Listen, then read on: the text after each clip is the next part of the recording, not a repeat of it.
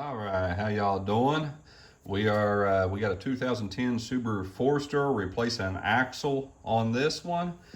And one of the first things you want to do is make sure that little notch right there, you always indent it back in once you put the new axle nut on it.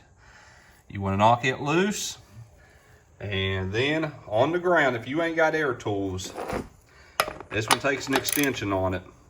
You put it's a 1 1/4 inch drive, 1 1/4, and then you take it. Now I already broke this one loose, but you put your piece of pipe on there and then push it down. Now this one I actually had to stand on to knock it loose, and got it broke loose while it was on the ground. I do have air tools, but I wanted to show you all this way because this is how I used to have to do it anyways. Get off your axle nut, get off your axle nuts. Don't take your axle nut all the way off. Once you get it broke loose, leave it on there, raise up the car, and take loose your lug nuts. Go ahead and break loose your lug nuts while it's on the ground too if you don't have air tools. And then raise it up. We'll get to the next part.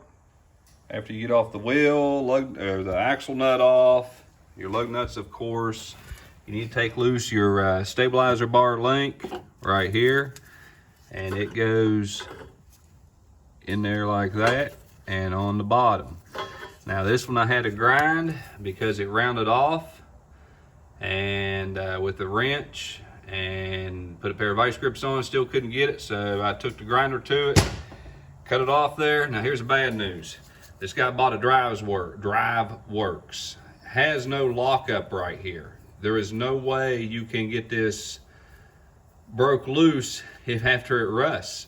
You might be able to break loose the nut for a minute, but then it's going to spin on itself. So this one will have to be grinded off. He went cheap, got the cheapest thing he could find, which was Drive Works, dropped it off to him.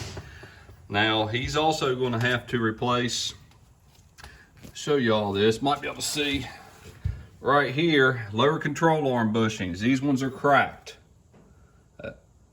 No, y'all can see that. Now this one you all might be able to see. Let me see if I can hold this camera steady.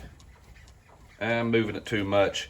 Either way, the bushing right there is bad too. The whole wheel's pulling in and out like a ball joint's bad. But I missed this whenever I looked it over. I don't know how I missed it.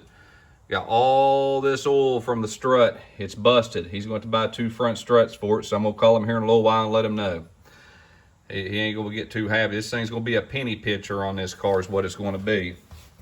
All right, now let's get on with the subject since I drug on too long. Once you get loose that stabilizer bar link, you want to go underneath here, take loose the ball joint nut right there, pull your cotter key out. Sometimes they're froze and they break from the amount of rust, and you have to drill out the hole after you get it out of there unless you're replacing the ball joint.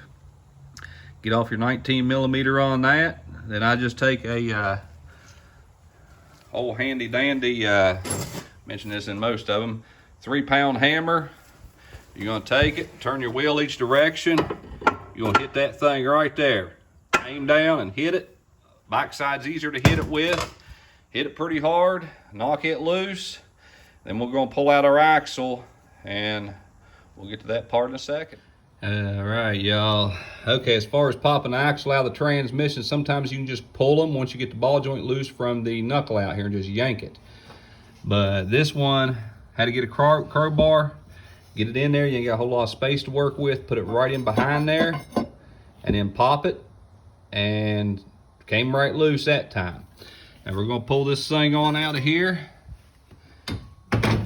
get it out the rest of the way, and I'm going to start showing you what you need to do on reassembly. Sometimes it's a pain to get it back up in here, so let's find out. Okay, one other thing y'all need to do is make sure your axles are the same length. Where it goes into your bearing, you make sure that's the same. Your splines should match up. I ain't had too much of an issue on that end. This end I have. If the splines need to be the same length as these splines and your plates right here, it's all right to have a little extra nub sticking out of the end where your axles are, that's fine. But do yourself a favor, put NICs on this one, just splines only. This one I had to knock out, kind of a little bit of a pain, but sometimes they seize up in there. You can see the rust on that thing anyways right there. Another thing you do before you slide in transmission, put your little bit of oil on there. Make sure it's oiled. That way you don't hurt a seal or anything like that when you put it in there, and it'll slide in a little bit smoother.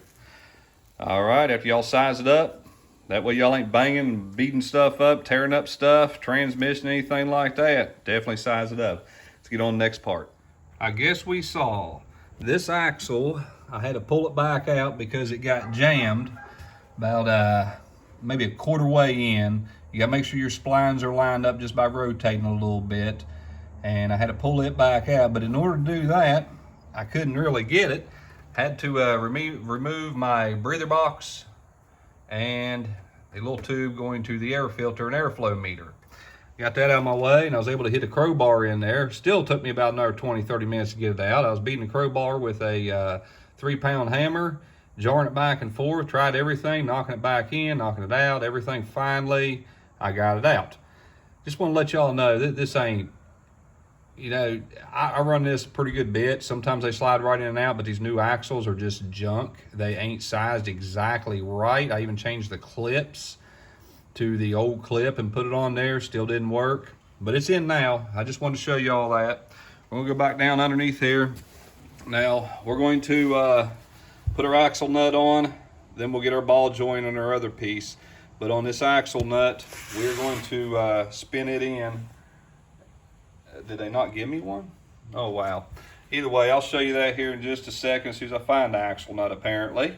We'll get to the next part. Okay, we're going to show you a couple more things. Here's the axle nut. I don't think I showed you that yet.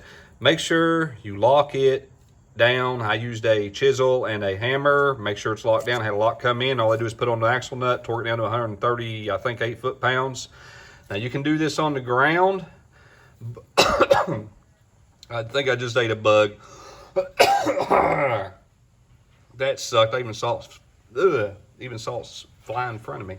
Okay, but you can put back on your lug nuts, put like 2 or 3 of them on, do 3, lower it back down to ground, torque this down. I done it with an impact, and then you can also lock it up with a any kind of tool, crowbar or anything like that to get your torque specs after you run that in.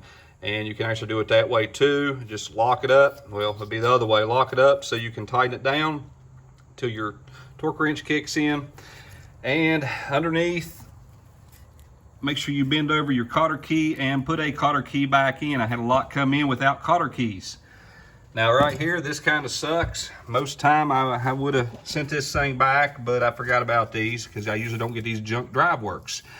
A little pair of vice grips sometimes does a trick, but you have to have an impact because it has to run in quick because it has a lock nut on it.